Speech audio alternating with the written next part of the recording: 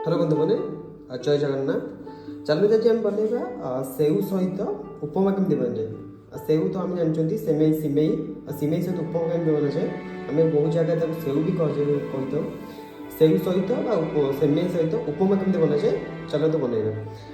मुझे नहीं कि आलू कटा सॉरी फुलकोबी कैप्सिकम एंड मुझे किसी गाजर आप किसी भी आड करेंगे आप फ्रुट सॉरी वेजिटेबल हिसाब से तो मुझे नहीं भल भाई धोईदेवा चलो उपमा आम कि क्रश सिमई नहीं जावा आमर सुजी किसी रही सुजी उपमा पड़े नेक्स्ट आम एक पात्र में पानी गरम करदे फास्ट पानी गरम करदे सिमई पकई पारे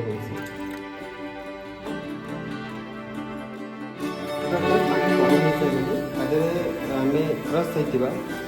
सिमई को पकईदे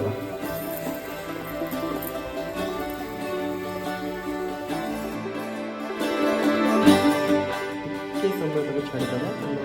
बॉयल हो आफ्टर ऑल ये टे लंबा हो बतुरी जीव टे समय छाड़ीदे ये यही टाइप जमी आप दाना जो नरम नरम आप अलग बर्तन में भाग कर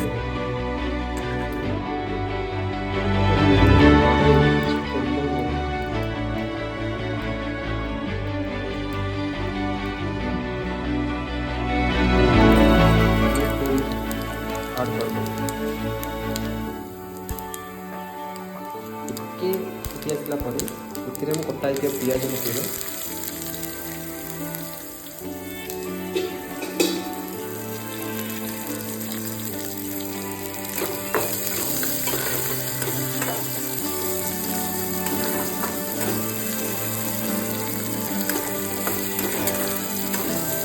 ब्राउन हो सारापर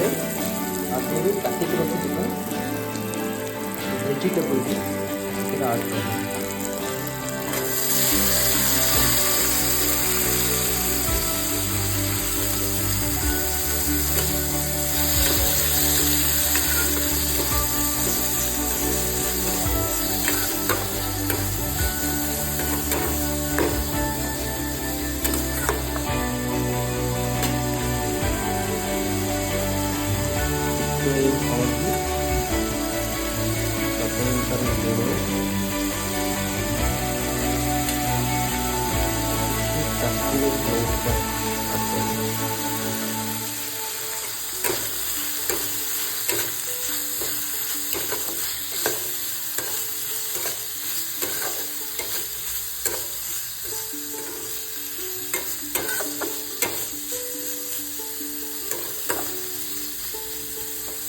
गोटे 2 मिनट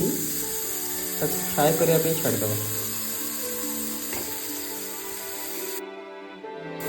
फ्राए कला टाइम आप गैस टाक मीडियम फ्लेम रखिए जमी ये भलसे फ्राए हो कारण फूलकोबी टिके टाइम लगे सीझा लगे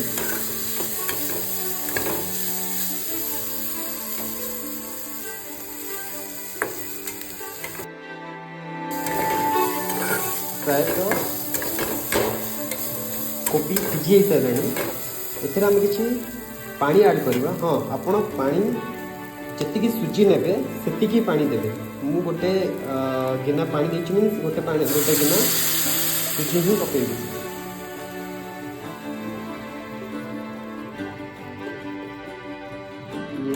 किसी समय छाड़ीदे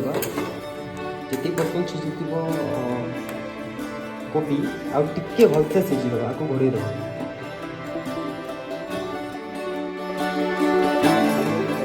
हाई फ्लेम में घोड़ी देती देखा चलो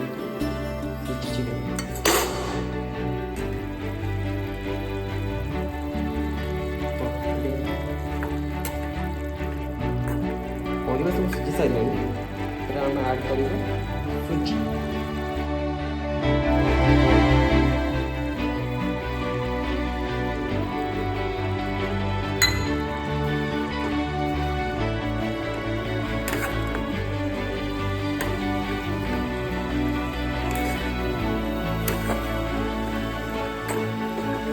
सुजी ऐड कर सारा पर इमिडिएट घोड़े दबा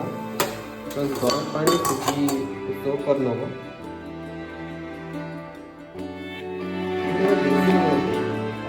जदि ताते बांप भितर सुजीटा फुलीज गरम पानी सुजीटा खिलखिला हो झुंझुन हो इमिडिएट घोड़े देवा घोड़े देवा गोटे मिनिट पर्यटन घोड़े देवा तापर ओपन कर ये केमिटी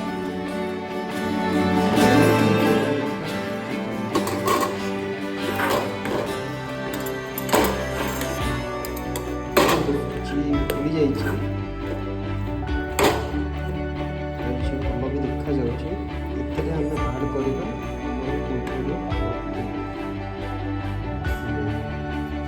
ସ୍ନେମ୍ ପୂର୍ବରୁ ରଖିଥିଲେ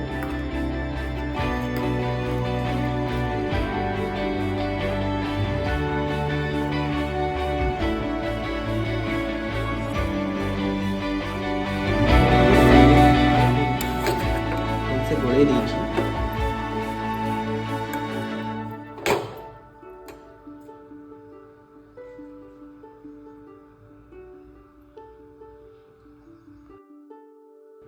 किसी समय छाड़ला पर चलते ताको सर्व करवा गोटे पात्र देखु झुंझुणा हो सारी आम सुजी ये प्रस्तुत होगा सिमेई उपमा जदि आप वीडियो भल लगे